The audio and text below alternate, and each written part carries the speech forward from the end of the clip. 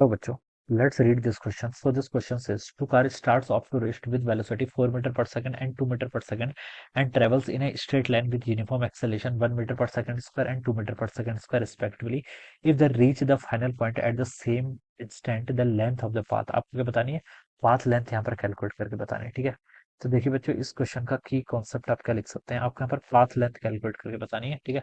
Constant acceleration है, देखिए question में यूनिफॉर्म एक्सेलरेशन बोल रखा है तो कांस्टेंट एक्सेलरेशन लिख सकते हैं इस क्वेश्चन का की कॉन्सेप्ट। इक्वेशन ऑफ मोशन लिख सकते हैं, ठीक है, सभी यहाँ पर इसका, ठीक है। Two car starts off to the rest with velocity, ठीक है। इनिशियल वेलोसिटी देखिए पहली कार की कितनी है, 4 मीटर पर सेकंड, ठीक है। सेकंड कार की देखिए कितनी है, 2 मीटर पर सेकंड गिवन कर रखा है, ऑलराइट।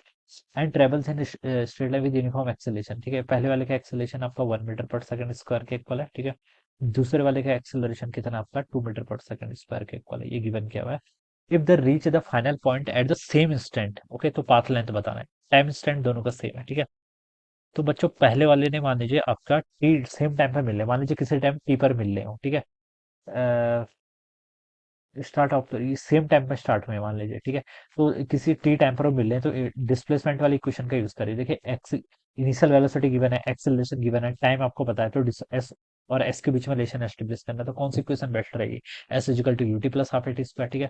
तो इनिशियल वेलोसिटी आपकी 4 हो जाएगी, ठीक है। मान लीजिए टी टाइम पर मिल रहे हैं प्लस हाफ टाइम्स एक्सेलरेशन ए इंटू 1 इंटू टी का स्क्वायर, ये आ जाएगा, ठीक है। सेम टाइम पे मिले तो टाइम तो ठीक रहेगा। This is my question number 1। Second के करस्पॉन्डिंग देखिए, इसकी इनिशियल वेलोसिटी 2 थी, टी टाइम पर मिल रहे हैं प्लस हाफ एक्सेलरेशन कितना 2 इंटू अपने से टी का square. This is my equation number 2, ठीक है। तो ये आ जाएगा, ओके। S1 और S2 के रिगार्डिंग क्वेश्चन में हिंट दी है, two particles two cars start off the race with velocity, okay, travel in straight line बोला गया ना, ठीक है, ठीक है। स्ट्रेट लाइन में बोला गया तो देखिए बच्चों, इसका मतलब वो सेम टाइम पर मिल रहे हैं, ठीक है। इसका मतलब बच्चों हम बता सकते हैं कि S1 और S2 भी क्या रहेगा, सेम रहेगा, ठीक है। अगर वन डायमेंशन मोशन है और सेम टाइम पर बोला गया तो S1 और S2 की वैल्यू भी क्या रहनी चाहिए बच्चों, आपकी सेम रहनी चाहिए, क्या रहनी चाहिए, सेम रहनी चाहिए, ठीक है। तो अब हम यहाँ से देखिए क्या कर लेंगे, S1 और S2 दोनों इक्वल है, तो देखिए ऊपर वाली इक्वेशन से आएगा 4t plus t square by 2, it is equal to कितना होगा, देखिए यहाँ से 2t प्लस आपका टी स्क्वायर, ये इन दोनों को आप इक्वेट कर लीजिए यहाँ से।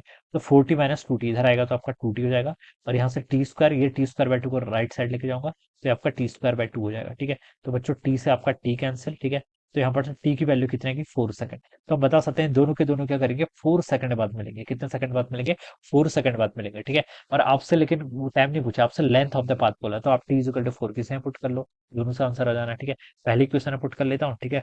तो 4 इंटू 4 कितना हो जाएगा, 16 प्लस हाफ इंटू एक्सलेशन 1 है, टाइम कितना 4, तो 4 का स्क्वायर, ठीक है।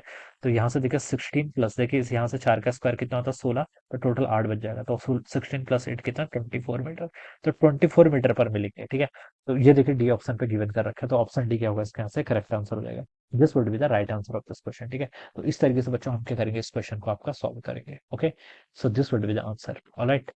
तो so this would be the answer of this question. So I hope you all understood this concept. All the best and thank you so much.